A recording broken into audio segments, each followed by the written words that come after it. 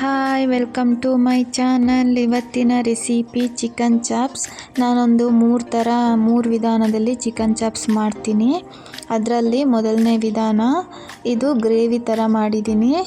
ಇದು ತುಂಬಾ ಚೆನ್ನಾಗಿರುತ್ತೆ. ಚಪಾತಿ ಜೊತೆ, ರೊಟ್ಟಿ ಜೊತೆ ಹಾಗೂ ರೈಸ್ ಜೊತೆ, ಮುದ್ದೆ ಜೊತೆ ಕೂಡ ಇದನ್ನು ತಿನ್ಬೋದು ಹಾಗೂ ಸಖತ್ ಟೇಸ್ಟಿಯಾಗಿರುತ್ತೆ.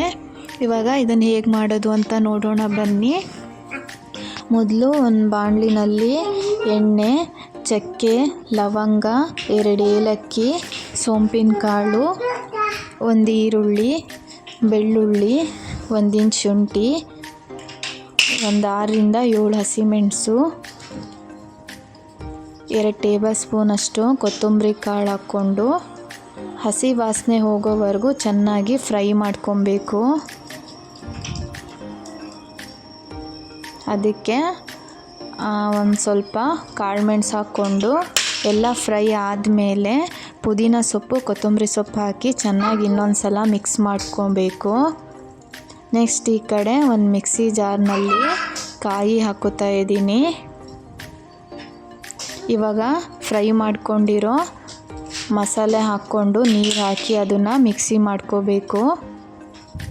ನೋಡಿ, ಮಿಕ್ಸಿ ಮಾಡ್ಕೊಂಡಿದ್ದೀನಿ. ಮಸಾಲೆ ರೆಡಿಯಾಗಿದೆ. ಈ ಕಡೆ 1 kg ಚಿಕನ್ ತೊಗೊಂಡಿದ್ದೀನಿ.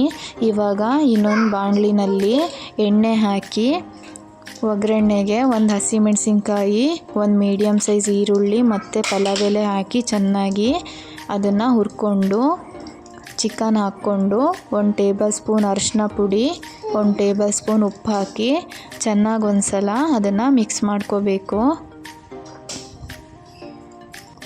ಚೆನ್ನಾಗಿ ಮಿಕ್ಸ್ ಮಾಡಿ ಒಂದು 50% ಚಿಕನ್ ಬೇಯಬೇಕು. ಅಲ್ಲಿವರೆಗೂ ತಿರ್ಸ್ಕೊಂಡು ಲಾಸ್ಟಿಗೆ ರುಬ್ಕೊಂಡಿದ್ವಲ್ಲ ಮಸಾಲೆ, ಅದನ್ನು ಹಾಕ್ಕೊಂಡು ಚೆನ್ನಾಗಿ ಒಂದು ಸಲ ಮಿಕ್ಸ್ ಮಾಡ್ಕೋತಾ ಇದ್ದೀನಿ. ಹೀಗೆ ಮಿಕ್ಸ್ ಮಾಡಿಕೊಂಡು ಇವಾಗ ಚಿಕನ್ ಎಲ್ಲ ಬೆಂದಿದೆ. ಇವಾಗ ಅದಕ್ಕೆ ನಿಂಬೆಹಣ್ಣು ಹಿಂಡ್ಕೊತಾ ಇದ್ದೀನಿ, ಅರ್ಧ ನಿಂಬೆಹಣ್ಣು. ಫೈನಲ್ ಆಗಿ ಕೊತ್ತಂಬರಿ ಸೊಪ್ಪನ್ನು ಕಟ್ ಮಾಡಿ ಹಾಕ್ಕೊಂಡಿದ್ದೀನಿ. ತುಂಬಾ ಈಸಿಯಾಗಿ ಮಾಡ್ಬೋದು. 15 ನಿಮಿಷದಲ್ಲಿ ರೆಡಿಯಾಗುತ್ತೆ ಹಾಗೂ ತುಂಬಾ ಟೇಸ್ಟಿಯಾಗಿರುತ್ತೆ. ನೀವು ಒಂದು ಸಲ ಟ್ರೈ ಮಾಡಿ ನೋಡಿ. ಇಷ್ಟ ಆದರೆ ಲೈಕ್ ಮಾಡಿ.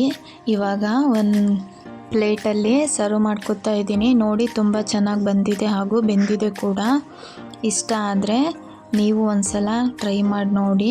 ಹಾಗೆ ಹೊಸದಾಗಿ ಯಾರು ನಮ್ಮ ಚಾನಲ್ ನೋಡ್ತಾ ಇದ್ದೀರೋ ಸಬ್ಸ್ಕ್ರೈಬ್ ಮಾಡಿ. Thank you.